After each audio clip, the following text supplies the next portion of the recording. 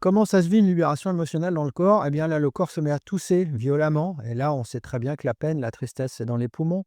Donc il y a une toux très, très profonde qui est là, il y a des sanglots très puissants, il y a même des râles, des petits cris. Le corps tremble, spasme.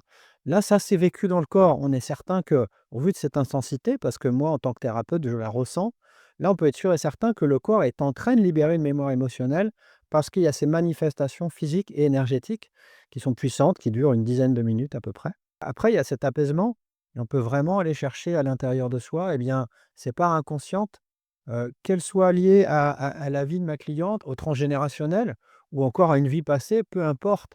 Il y a cette part d'elle-même qui était coincée dans les couloirs du temps, quelque part à l'intérieur de sa psyché, qu'on a pu la accueillir, libérer et cette relation qu'elle vivait avec cet homme dans son présent, mais qui faisait écho à: «Si on m'abandonne, je meurs». Donc on a retrouvé une femme qui a été abandonnée par sa tribu, où ils étaient tous morts et où elle était en danger de mort, par exemple. Est-ce que c'est un archétype? Est-ce que c'est peu importe. Ce qui est important, c'est que à la fois que le corps a libéré la charge énergétique émotionnelle, mais à la fois que l'inconscient soit complètement pacifié avec, cette histoire qui était restée engrammée en elle.